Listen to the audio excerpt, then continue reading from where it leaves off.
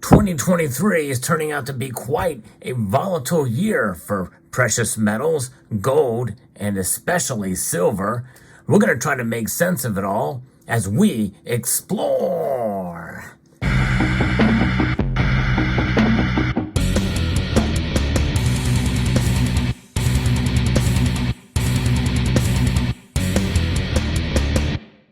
Silver has soared today. Yes, up over 2.5%. Gold is up to a high that we've not seen since June.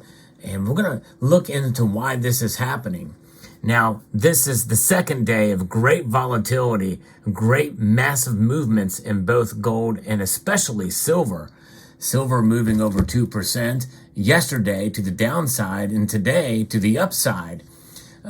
Now, I predicted in yesterday's video about this move in the markets that we were going to need to prepare for lower prices to come. Well, today proved that wrong. So let's get into what's happening here. If you enjoy videos like this where I talk about the move in the markets, I would encourage you to press that thumbs up button below. So I do like to talk about the news of precious metals, and sometimes it happens quite dramatically like we are seeing today. And there are some, as a disclaimer, there are some who feel like, well, this isn't that big of a deal, that kind of movement. And it wouldn't be if there was a correction to the relatively quickly. But this, what we're seeing today, is not a correction. This is happening for a different reason. And we're going to see these blips, I guess you would call them, in the markets from time to time. It happens. And some people say, well, you probably shouldn't even do a video about this if it's not going to happen for more than a couple of days in one direction or another. But I believe we are in a year of quite a bit of uncertainty, and we're going to see some of this play out. And so far, that video that I made that prediction in is coming true right now.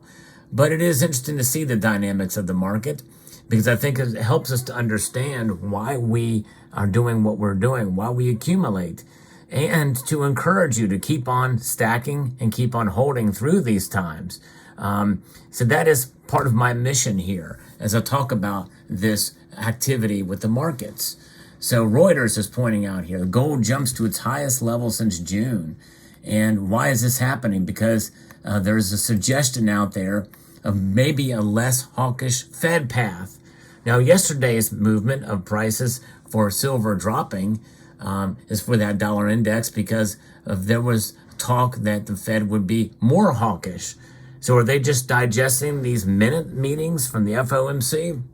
Well, let's see. Reuters says that gold prices shot up over 1% on Friday to 7-month highs as treasury yields and the dollar fell after U.S. economic data cemented expectations of a less hawkish Fed.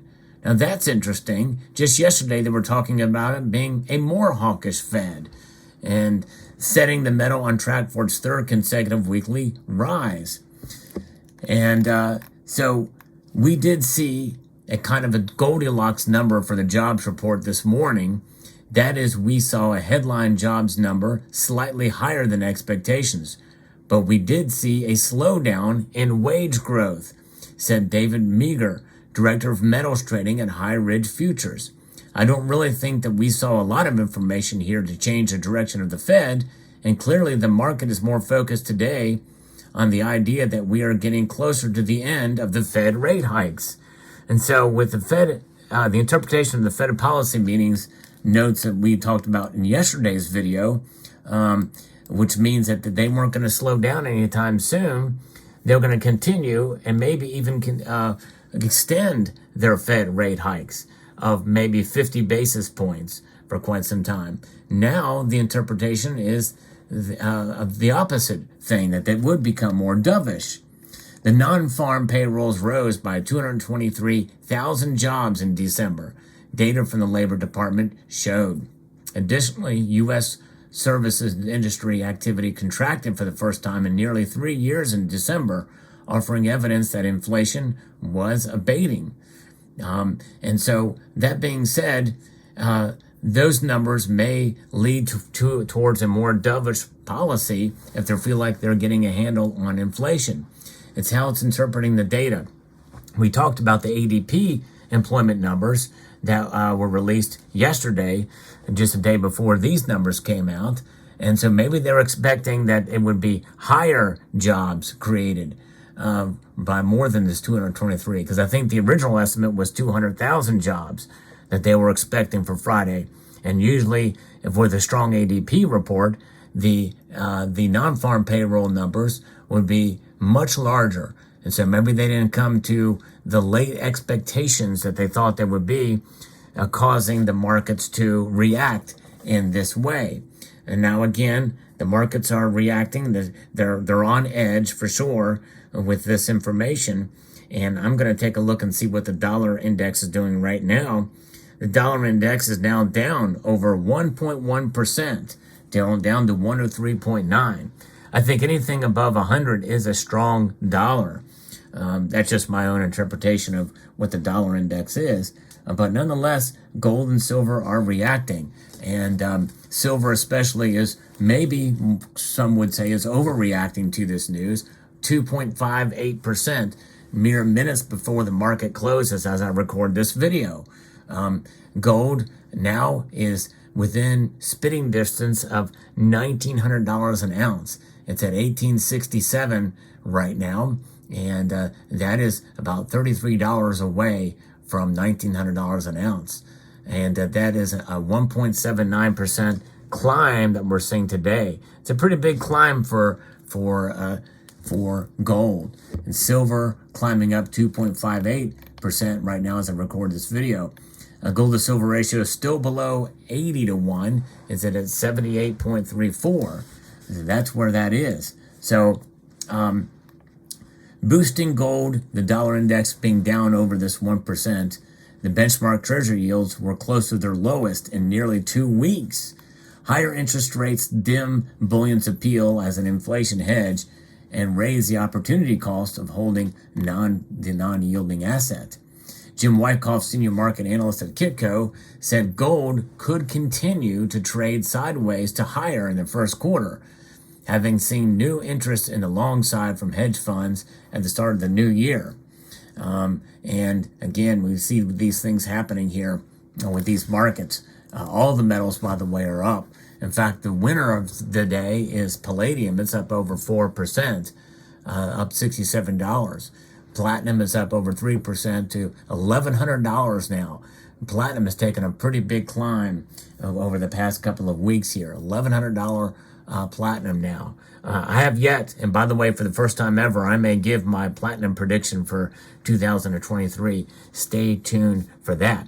But gold being the metal that has provided the most stable of assets here. But when the dollar is down, gold and silver are up. And we accumulate these metals and we hold on to them with the confidence of knowing that we are indeed doing the right thing by stacking these monetary metals. Both of them are. Commodity money is probably the best way to consider these. But nonetheless, it's encouraging to see. But we must also be able to navigate and wade through the volatility we are going to see for these metals. What does that mean? That means finding ways to buy and not buy based off of where the markets move. Catch it on the downside when the wave is down to buy your precious metals, and maybe avoid when it climbs up dramatically like this. But if we see a couple more days of this, it'll be interesting to see where it pulls out. We could start to see new lows or higher lows, because right now silver getting very close to that $24 an ounce mark again here. That could form a new floor as we continue to see the markets kind of move. But it's interesting to see the interpretation of these data, especially with regards to employment, where the Fed is going, which means that they probably have further digested, and maybe the markets are maybe more correctly assessing the situation. And if we do see some pullbacks, it won't be as much as we saw yesterday. So that means that probably my advice to prepare for lower gold and silver prices, that may be wrong. So who knows? That's just it. It's really, in the end, it's a guessing game, and no one really can know for sure. But I still say to be careful and look out for this lower gold and silver prices in the coming weeks. And this may be somewhat of a blip, but we may not see the lows that we saw yesterday. But again, we just don't know. What is the overall lesson here is that regardless is to stay tuned, hold on. I've never been of the mind that we should sell our precious metals. I think especially now more than ever, we need to hold on to them during this period of volatility and uncertainty in the marketplace, which is why I'm a proponent of preparing in other ways and even having some of these deflationary notes on hand just in case you need those for an emergency, so that you don't have to spend these for the ultimate emergency. So there you have it. Let me know what your thoughts are about gold and silver and this movement today. It's a pretty dramatic increase, I would say, for one single day. And I hope you found this video insightful, educational, and maybe even mildly entertaining. And I'd like to extend a multitude of gratitude to each and every one of you for taking the time to be here and hanging with me through this dramatic roller coaster ride for precious metals. It's the par for the course. It's what happens from time to time, and I like as a channel to cover this kind of news. So I hope you found it insightful. I'd like to extend a multitude of gratitude to you all and encourage you to please rate this video, share it, comment, and subscribe.